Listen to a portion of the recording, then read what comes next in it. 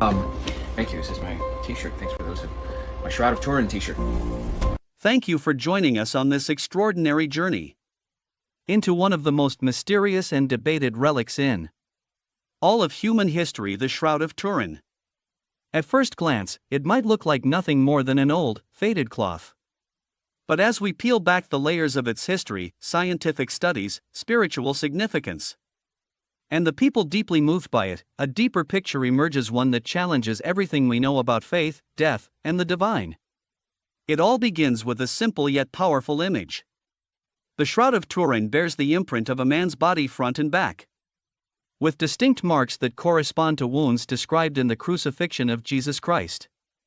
What makes this imprint so baffling is that it isn't painted, drawn, or printed in any conventional way. Scientists have examined the fibers and found no traces of pigments or dyes. Instead, the image seems to be burned into the fabric at a microscopic level. This book is your beginner's guide to understanding Scripture. Find peace, build relationships, and discover purpose in today's world. Ready to decode the Bible? Find Bible Decoded available on Amazon now. In fact, it's raised above the cloth's surface, as though the image was seared into it by a powerful force. Jonathan Roumie, the actor known for his portrayal of Jesus in The Chosen, spent significant time studying the shroud while preparing for his role. During a live stream, he shared his awe and deep spiritual experience after witnessing a full-scale replica and hearing the scientific explanations behind it. What struck him most was how the image on the cloth mirrored what we know of Christ's crucifixion: the scourge marks, the nail wounds, the blood stains, even the crown of thorns. He described the imprint as more than just an image. It was a vibration, a resonance left behind, as if the resurrection itself left a fingerprint.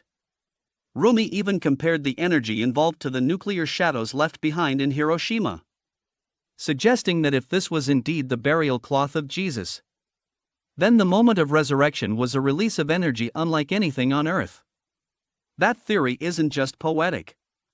Some researchers have actually proposed that the image could have been created by a burst of radiant energy, possibly even light strong enough to scorch the linen without burning it.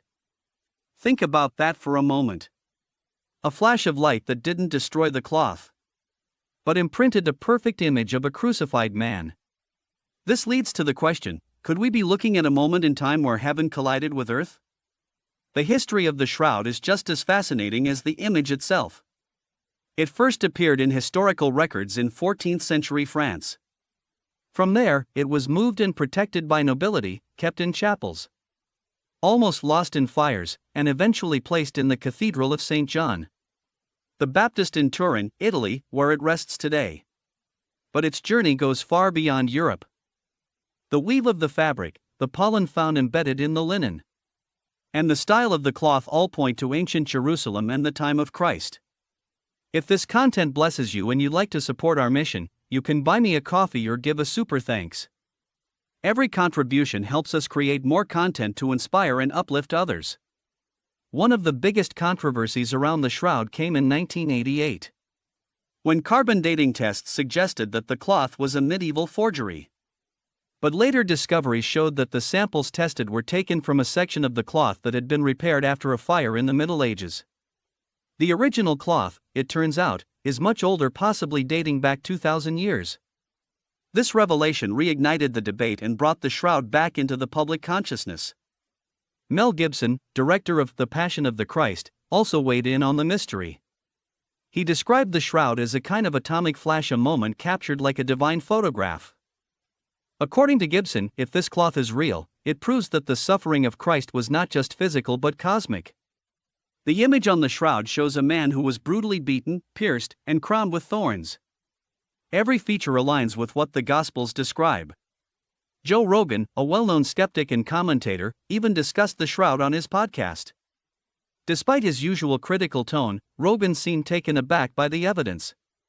He admitted that the man on the shroud appeared to be a 6-foot-tall Hebrew male from the 1st century, crucified in the way Romans executed criminals. Even the hairstyle matched Jewish customs of the era. And the most astonishing detail? Above the man's eyes, researchers found the faint imprint of coins minted during the rule of Pontius Pilate. Jonathan Roumie wasn't just moved by the historical and scientific aspects, he felt spiritually transformed. He spoke of using the shroud during prayer as a way to feel connected to Christ, especially in moments of silence and reflection. This wasn't just about faith, he said. It was about relationship. A living, breathing connection with the one who suffered and rose again. The devotion to the holy face of Jesus, inspired by the shroud, became widely popular in the 1800s. Feeling anxious or disconnected? Ready for a deeper faith journey designed just for you? Discover Bible Study for Black Women. This guide nurtures faith, strength, and growth week by week. Overcome fear and connect with God. This empowering journey is waiting. Find Bible Study for Black Women on Amazon today and start building unshakable faith. Saints like Therese of Lisieux even took names inspired by this devotion. People would meditate on the face seen in the cloth, finding peace in its sorrowful expression and strength in its serene gaze. It wasn't just a relic, it became a window into divine suffering and love. Technology has now allowed us to see even more. A few years ago, a team used 3D imaging to reconstruct the face and body of the man in the shroud. What they found was astonishing. The image matched the traditional features we associate with Jesus' long face, prominent nose, solemn eyes. It was as if history, science, and faith had all aligned to present us with a singular truth. More recently, experts have started exploring the presence of biological material on the shroud, traces of blood, serum, even possible fragments of DNA. These findings add yet another layer to the mystery. Could we, someday, trace this DNA back to a lineage that aligns with historical records of the people of Galilee? Or is that knowledge forever hidden in the folds of time and faith? There are also skeptics who remain unconvinced. Some argue that the shroud is a clever medieval artwork.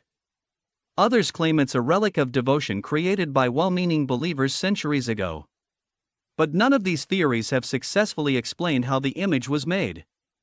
No known technology before the modern era can replicate the unique, three-dimensional qualities and microscopic detail found in the cloth.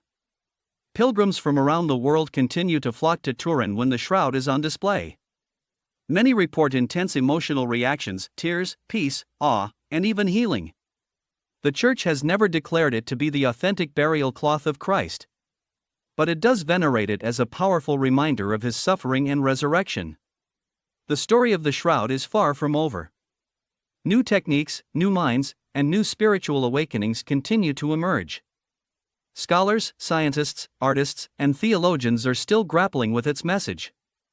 And while answers may never fully come, perhaps the shroud was never meant to give us certainty.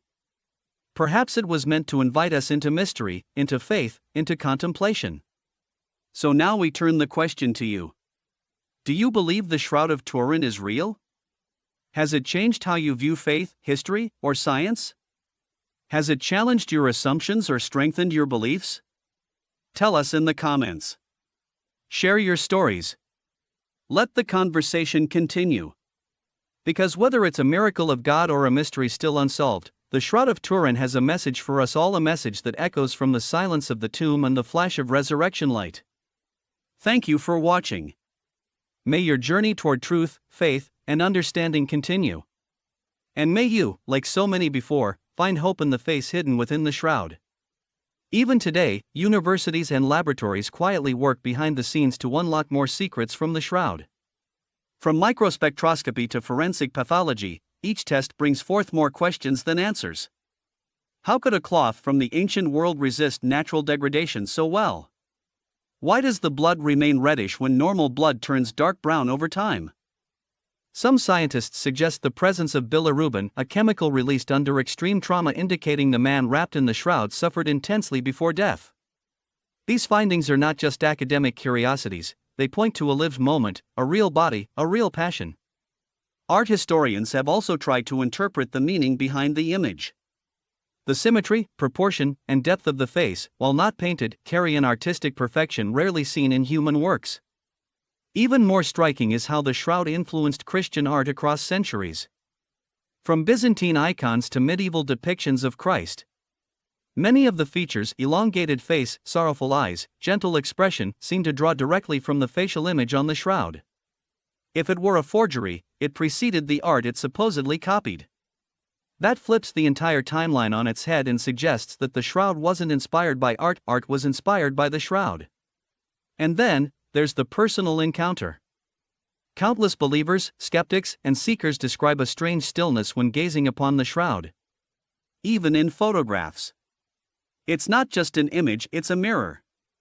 A mirror reflecting both divine suffering and human longing.